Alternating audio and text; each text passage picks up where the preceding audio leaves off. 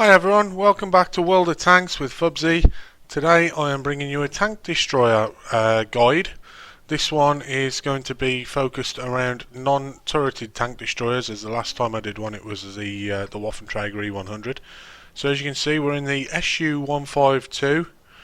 Doesn't have a turret, and we can also see it is a 46% win chance, so it's kind of even. We've got a couple of decent players. They've got a few okay players as well, and then we've got some players that are perhaps newer to the game or struggle a little bit for whatever reason. So how to play a non-turreted tank destroyer then? Well, generally speaking they're better camoed than say the w-uni E100, and also you have, as you can see here, you have like a cone that comes out from your tank. That's your radius, that's what your gun can traverse to, and basically what you can look left and right without having to move the tracks of your tank. The problem with the non-turreted tank destroyers is that if you get too close, people can just drive around the sides, drive around the back, and they can take you out without you even being able to return fire. So what I've done here is I've come down, because we're playing on an encounter battle. How that is different is, instead of having a cap circle either end where you spawn and you've got to get to the enemy cap, is there's a neutral base, and that's what you've got to try and capture or eliminate all the enemy team. So what I've decided to do is to come down to here and just put some early cover over the neutral base there, as you can see, so that if anyone did go for a quick cap rush, we can deal with that. And then what this does is it allows the two flanks to go and engage. Now the key thing for me with a non-turreted tank destroyer is, like I say, you don't want to be in the mix. You want to be behind everything, where you can snipe, you can support, because as soon as you start getting in the mix of things, you've got to start turning your tank to get shots away, and it's very, very difficult then to try and keep yourself safe and to try and put fire down. So you might get one or two shots away and then you'll be dead, you'll be out of the game, simply because it takes you too long to turn and to look at whatever it is that you're trying to fight. There is some exceptions to this. You might be in a tank that's got exceptionally good frontal armour.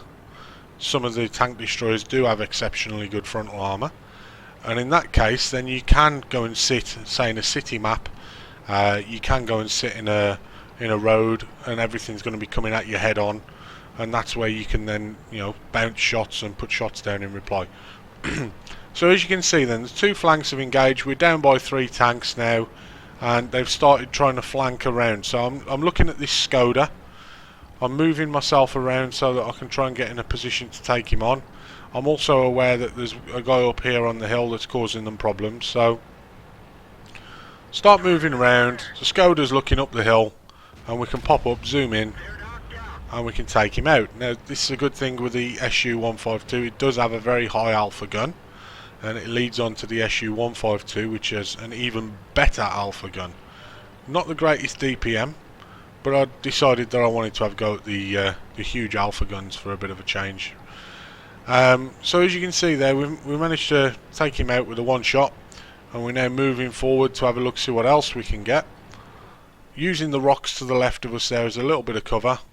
Unfortunately, just that little bit too slow to get in on the OI. And I don't have Sixth Sense yet, I don't think, on this tank, or do I? Not 100% sure on that.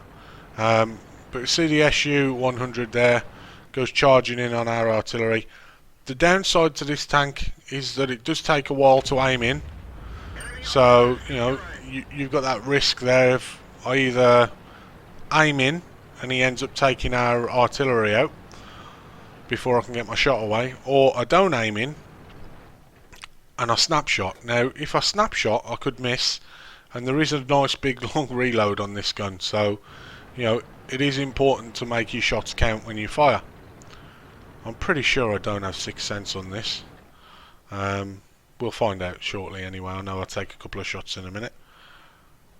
So at the moment we're still looking up towards the KV-1, the centre meal up there. We know they're up there. As you see, we do manage to spot the centre meal, But again, because of that aim time, don't quite manage to get the shot away. Now, I'm kind of second guessing the centre mid here. I'm thinking he's not that great a player. He's likely to pop up in the same place again. So I'll wait a second, pop in a blind shot. Unfortunately, nothing this time.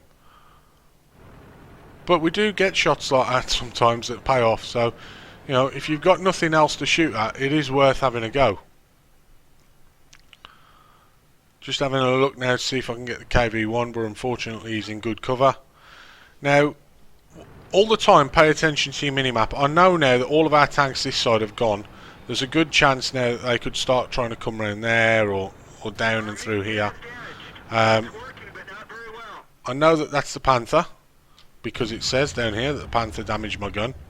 So I was fortunate not to take any hit point damage, but it did take out my gun, which is a pain because then you've got to use your repair kit on that if you're in a tank that's relying heavily on sniping.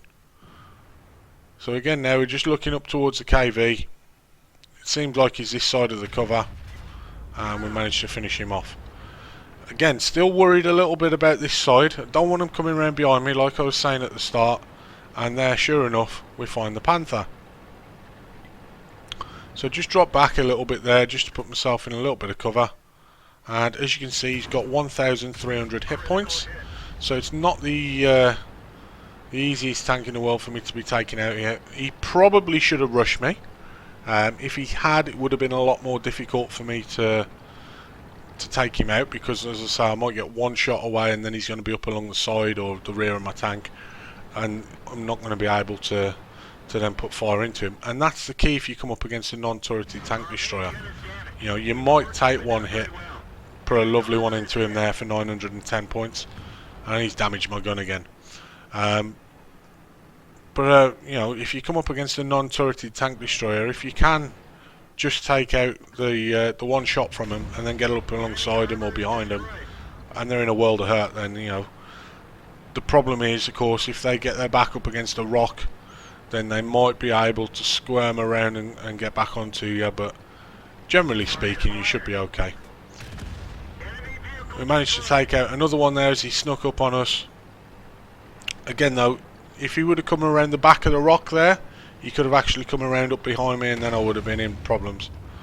The artillery then is the only one left now. We're on 5 kills. We've done 2,836 damage minimum. On for a top gun. Now, a little interesting thing here. I decided to go this way, and around. I was going to come this way towards the artillery. I can see our other arties going that way. KV, I'm not sure what he's doing, if anything at all. But because I have that damaged gun, I know I'm going to have to get in fairly close, and the artillery can one-shot me. So I was kind of hoping that either our artillery would take him out here, or that at least he would spot him, and that would give me an advantage in knowing where he is. And then, you know, if I just pause it there, because the artillery's just died anyway. If I would have come that way, I don't know which way the artillery is looking. He's probably going to be looking this way, knowing that there's tanks there and there. If I come this way, even if our artillery would have died, you know, he's probably going to be looking that way. So then hopefully I can come around this way, having learnt where he is, and coming from the side of him. But there you go, guys. That's how you play a non-turreted tank destroyer. So just quickly before we go on to the post-game screen then, I have got a competition running at the moment for 30 days free premium time. You need to find that video. It's very easy. If you look at the thumbnails, it says free premium. Like the video, comment on the video. Comment needs to say which one's your favourite video that I've done so far and how many shots there is in it. Remember, guys, it cannot be the premium video that you pick out as your favourite. So just onto the post-game screen then, guys. As you can see, we did pick up a first class, a bruiser, a duelist, a fighter, a fire for effect. We also picked up high caliber. With this tank firing HE, you also managed to do quite a lot of module damage. Going on to the team scores, we did 2,836 damage, 5 kills, 1,073 base experience, with premium and award for the first victory of the day ended up being 4,830. We also picked up a nice healthy profit there, 38,000 credits. And yeah, there you go guys, how to play a tank destroyer that doesn't have a turret. Stay behind things, don't get flanked, snipe and support. Okay, till next time then guys, this is Fubzy, take care.